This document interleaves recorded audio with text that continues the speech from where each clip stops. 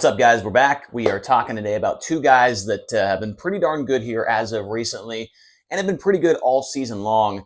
And, I was watching both races last night, the Ohio Sprint Speed Week race in Muskingum County, and then after that turned on the NARC race over there at Douglas County Dirt Track. And I already was planning on doing a video on both of these guys, I feel like, but then they both win on the same night in two different parts of the country. And I figured it was a good time to make this video. A lot of people have been talking about these two guys this year. They've been doing some impressive things. One, a little bit more impressive than the other, but the other guy is doing it with, I feel like, a lot less resources, right? And he has been fun to watch. But so basically we're going to be talking about Cole Macedo here, and we're going to be talking about Danny Sams III. Two guys that are, maybe rising in the, eyes of all race fans and even race teams and owners and things like that, other drivers. And could potentially be in a position to take a ride away or if somebody gets fired, then these guys can maybe get hired or something like that, right? Obviously, Cole Macedo's got a pretty good deal going on right now with a couple of different teams, but Danny Sams, this is a guy that's doing it, with the family budget. They're going all in, as we've heard a couple of times. Tony Laporta's mentioned it on High Limit broadcasts. Danny Sams has mentioned it before on, talks with the Chaz here on YouTube and some other guys as well. And it's pretty impressive to see what he's been able to accomplish this year. And so I figured I'd throw some of the stuff on the board of what they've done this year and, kind of talk about them a little bit, because I feel like they're a little bit underrated. I've seen a few guys talking about them here on Twitter and things like that, but they've been super, super impressive so far. So we'll start with Cole Macedo. He is currently the King of the West NARC point leader with 3 wins on the year, including last night in Oregon. He has had 24 races so far this season in a 410. 17 of those have resulted in top 10s. And 13 of them in top 5s. His total winnings on the year, $58,725. And I looked last year, if you compare it to last year, he had 77 races total. He had $80,000 in earnings. He's already at $58,000, and he's not even at half of the races that he ran all of 2023. And so that just goes to show how well he's been running so far this season. He's had 3, as far as I can tell, 3 car owners so far this year. Obviously, the one that people most know him from in 2024 is that Kevin Newton owned at number 16T, the car with the Honest Abe Roofing sponsor on the side of it, that has been running full-time with the midweek money series with High Limit, as well as with some scattered starts, with the regular season in High Limit and as well with the Outlaws. He's also been running that Tarleton Racing 21 car. That's the one he runs out there on the West Coast for the NARC Championship. And then he even made a start in that Wayne Johnson car that everybody knows, the 2C, the car that Wayne Johnson drove to the Rookie of the Year title with the World of Outlaws a few years ago. They've kind of been hopping around from different driver to different driver here recently. Cole Macedo jumped into that car with very limited experience already at Knoxville Raceway. First night in the car, they struggled a little bit early on, but he went from 16th to 5th in the main event at Knoxville Raceway in the 410. And like I said, he's only ran Knoxville at the Knoxville Nationals maybe once or twice in his career.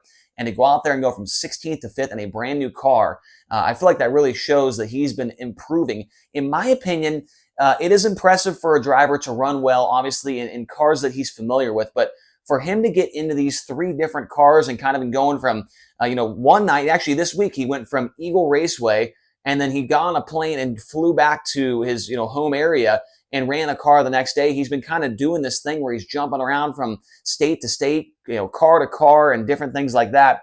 And it's been working for him. And that run from 16th to 5th, the first night out in the 2C racing car, was really, really impressive. And so when guys can jump between different cars and have success immediately, I feel like that shows that they do have some talent there. And Cole Macedo's been very good. Now with High Limit this year, his 2 best finishes, second, the very first race of the year, kind of set the bar, kind of set the tone for Cole Macedo this year. He finished second at East Bay Raceway Park to Kyle Larson and got by Tanner Thorson there at the end. And then he was also a 5th place finisher at Riverside during the midweek money series race down there in Arkansas. Now, with the Outlaws this year, this is where he's been super impressive. I mean, obviously second at East Bay is very good with High Limit, but in 5 Outlaw starts this year, 4 of them have resulted in top 10s. And then he got a 3rd place result at Fremont.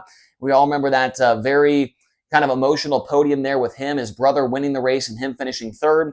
And then he also ran 4th at Paducah in Kentucky, a new track that he'd never been to before.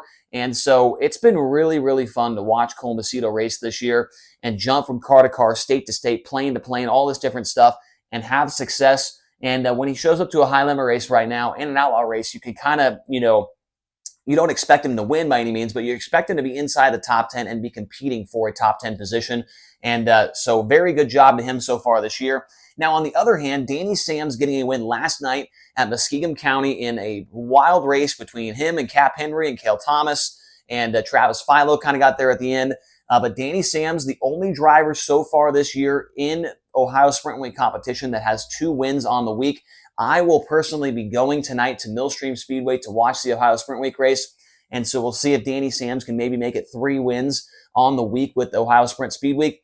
He is also 3rd in the Ohio Sprint Week point standings. He did have a couple of bad nights in there, which kind of set him back a little bit, but still 3rd in Sprint Week points. That is tough to do when it's such a grueling week overall. Now, this year for Danny Sams, 33 races, so he's ran a whole lot more than Cole Macedo.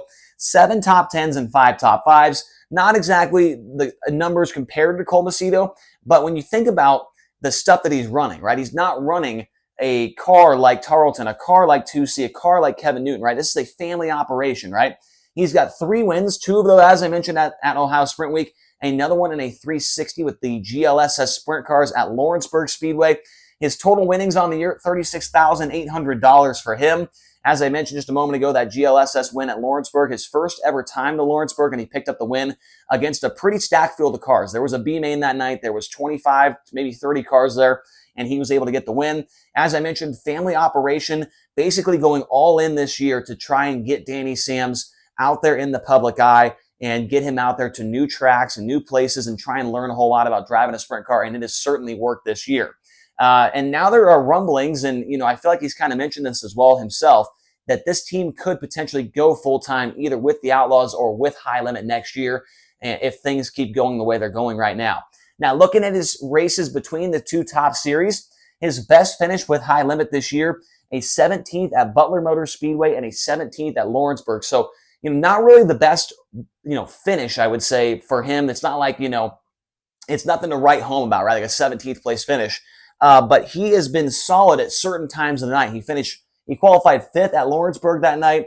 He's been quick time and hot laps before. He's been right up there doing some cool things in heat races and stuff like that and showing signs of life, showing signs of speed that we don't normally see from him in the past. He's really picked up a lot of speed this year. Now, with the Outlaws, his best finish is an 11th at Volusia. That was during the bike week when they came back after Dirt Car Nationals.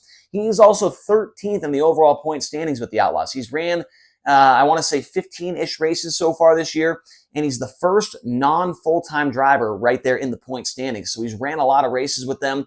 He's ran respectably, right? A lot of top 15 finishes. He's qualified and started inside the top 10 for a couple of races as well.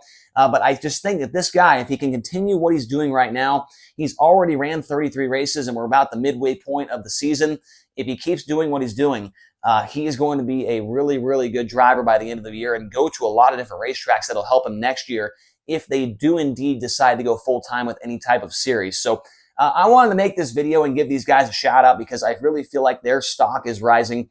They are on the rise. Cole Macedo, you know him. He's been around for a little bit longer than Danny Sams, kind of in that public eye. He's ran top 5 with the Outlaws a couple of years ago and things like that.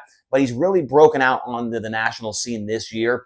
And Danny Sams has as well. He's really been turning a lot of heads, and he's a good kid and doing it all with much less budget than a lot of people are doing it. So great job by both of these guys, and I hope you guys enjoyed this video.